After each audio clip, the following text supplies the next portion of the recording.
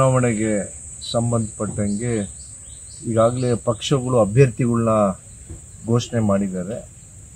ನಾನಾದ್ರೂ ಈ 8 ವಿಧಾನಸಭಾ ಕ್ಷೇತ್ರದಲ್ಲಿ ಪ್ರಾಮಾಣಿಕವಾಗಿ ಕೆಲಸ ಮಾಡಿ ಶ್ರಮ ವಹಿಸಿ ವಿದ್ಯಾರ್ಥಿಗಳು, ರೈತಾಪಿ ವರ್ಗದವರು, ಅದರಲ್ಲೂ ಹೆಣ್ಮಕ್ಳಿಗೆ ಏನಾದರೂ ಅನುಕೂಲಗಳಾಗಲಿ ಅಂತೇಳಿ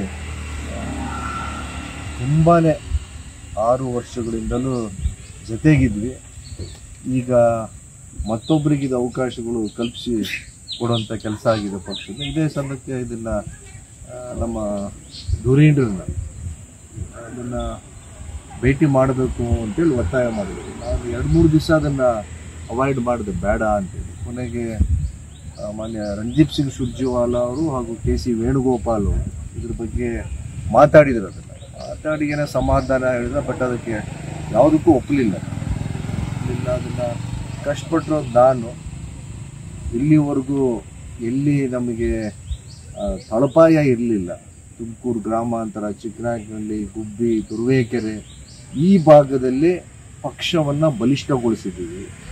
ಅದು ಪ್ರತಿಜ್ಞಾ ಸ್ವೀಕಾರ ಕಾರ್ಯಕ್ರಮದಿಂದ ಇರ್ಬೋದು, ಭಾರತ್ ಜೋಡೋ ಇರ್ಬೋದು, ಕೋವಿಡ್ ಸಂದರ್ಭ, ಪ್ರತಿಯೊಂದರಲ್ಲೂ ಪಕ್ಷದ ಕಾರ್ಯಕರ್ತರ ಜೊತೆ ಹೆಗಲೆ ಹೇಳಿ ಕೊಟ್ಟುಕೊಂಡು ದುಡಿದಿದ್ದೀನಿ. ನನಗೆ ಇದಕ್ಕೆ ಫಲ ಬೇಕಲ್ವ, ಅದಕ್ಕೆ ಯಾವುದ್ಯಾವುದು ಬೇರೆ ಬೇರೆ ಥರ ಏನಾದರೂ ಆಪ್ಷನ್ಗಳು ಕೊಡೋಕ್ಕೆ ಬಂದು ಗೊತ್ತಿಲ್ಲ. ಅದನ್ನು ಅಸಮಾಧಾನದಿಂದಲೇ ಅಲ್ಲಿಂದ ಹೊರಗಡೆ ಬಂದ್ವಿ. ಯಾವುದಕ್ಕೂ ನಮ್ಮ ಡಾಕ್ಟರ್ ಜಿ ಪರಮೇಶ್ವರ್ ಅವರು ಇದ್ದಾರೆ, ಅವರು ತೀರ್ಮಾನ ಅವ್ರಿಗೆ ಬಿಟ್ಟಿದ್ದೀವಿ. ಇಲ್ಲ, ನಿಮ್ಮ ಮುಂದಿನ ಧುರೀಣರು ಈಗ ತಮ್ಮನ್ನು ಕರ್ಸ್ಕೊಂಡ್ರು, ಪ್ರಸ್ತಾಪ ಆಯಿತು. ಈಗ ಮುಂದಿನ ನಡೆ ಏನು ಅನ್ನೋದ್ರ ಬಗ್ಗೆ ತಾವು ಖಚಿತವಾದ ಮಾಹಿತಿ ಇಲ್ಲ. ನಾನು ನನ್ನ ಹಿತೈಷಿಗಳಿದ್ದಾರೆ, ನನ್ನ ಆತ್ಮೀಯರು ಇದ್ದಾರೆ, ಇಲ್ಲಿವರೆಗೂ ನನ್ನ ಜೊತೆ ಇದ್ದಾರಲ್ಲ, ಅವ್ರನ್ನ ಭೇಟಿ ಮಾಡಿ ಅವ್ರ ಕಡೆಯಿಂದ ಒಂದು ಗಟ್ಟಿ ತೀರ್ಮಾನ ತಗೊಂಡು ಅದೇ ಬಿಜೆಪಿ ಹೋಗ್ತಾರೆ ಅನ್ನೋ ಒಂದು ಮಾತಿದೆ. ಅದಕ್ಕೆ ಆ ಥರದ್ದು ಯಾವುದು ಚರ್ಚೆಗಳು ಆಗಿಲ್ಲ. ಅದನ್ನು ಪರಮೇಶ್ವರ್ ಅವರು ಇದ್ದಾರೆ, ನಮ್ಮ ಉಸ್ತುವಾರಿ ಸಚಿವರು, ನನಗೆ ಮಾರ್ಗದರ್ಶಕರು, ಅವ್ರ ಕಡೆಯಿಂದ ಮಾತಾಡ್ತಾರೆ. ಇಲ್ಲ, ಆಹ್ವಾನನೂ ಇತ್ತು, ಪ್ರೀತಿಪೂರ್ವಕವಾದಂಥ ಕರೆನೂ ಇತ್ತು. ಅದು ನನ್ನದೇ ಆದಂಥ ಬೇರೆ ಬೇರೆ ಚಟುವಟಿಕೆಗಳಲ್ಲಿ ತುರುವೇಕೆರೆಯಲ್ಲೇ ರೈತ ಕಾರ್ಯಕ್ರಮ ಮೊದಲೇ ಅದನ್ನು ಏರ್ಪಾಡಾಗಿತ್ತು. ಹಿಂದೆನೇ ಅದು ಆಯೋಜನೆ ಆಗಿದ್ದರಿಂದ ಆ ಕಡೆಗೆ ಗಮನ ಕೊಟ್ಟಿಲ್ಲ. ಅಷ್ಟು ಬಿಟ್ಟು ಬೇರೆ ಯಾವುದೂ ಅದರಲ್ಲಿ ಎರಡು ಮಾತು ಇಲ್ಲ. ಸದ್ಯಕ್ಕೆ ಯಾವುದೂ ಇಲ್ಲ. ಸದ್ಯಕ್ಕೆ ಆ ಯೋಚನೆ ಇಲ್ಲ. ನನ್ನದೇ ಆದಂಥ ಕೆಲವು ಒತ್ತಾಯಗಳಿದ್ದಾವೆ. ಅದನ್ನು ನಮ್ಮ ನಾಯಕರ ಜೊತೆ ಮಾತಾಡಿ ಅದಾದ ನಂತರ ಸರ್ ಈಗ ಬದಲಾವಣೆ ಆಗುವ ಸಾಧ್ಯತೆ ಇದೆಯಾ? ಅಭ್ಯರ್ಥಿ ಬದಲಾವಣೆ ಈಗ ನಾವು ಕೇಳಿದೀವಿ ಅದನ್ನ ಹೈಕಮಾಂಡ್ನ. ಪಕ್ಷಕ್ಕೆ ಬರಬೇಕಾದ್ರೆ ನಾವು ನೋಡ್ತಿದೀವಿ, ಎಲ್ಲ ಕಡೆ ನೋಡ್ತಿರ್ತೀವಿ ಮಾಧ್ಯಮಗಳಲ್ಲಿ 500 ಜನ 1000 ಜನ ಅವ್ರ ಜೊತೆ ಹಿಂಬಾಲಕರು ಬಂದು, ಹಿತೈಷಿಗಳು ಬಂದರು ಅಂತೇಳಿ ಇದೇ ಪ್ರಶ್ನೆ ಕೇಳಿದ್ದೀನಿ ನಾನು.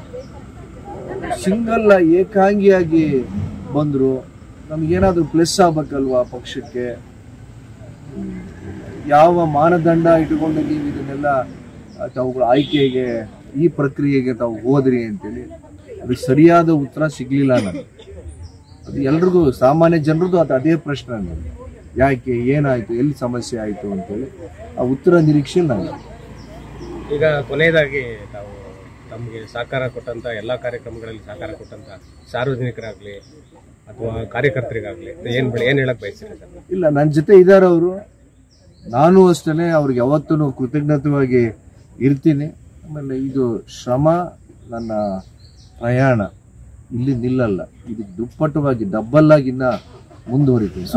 ಭಾವನೆ ಇರ್ತದೆ. ಸುರ್ಜೇವಾಲಾ ಅವರು ಏನು ಆಶ್ವಾಸನೆ ಕೊಟ್ಟರು? ಇಲ್ಲ, ಅವ್ರು ಏನೇನೋ ಬೇರೆ ಬೇರೆ ಆಪ್ಷನ್ಸ್ಗಳು ಕೊಡಕ್ಕೆ ಬಂದು ಯಾವುದಕ್ಕೂ ಒಪ್ಪಲಿಲ್ಲ. ನನಗೆ ನ್ಯಾಯ ಬೇಕು.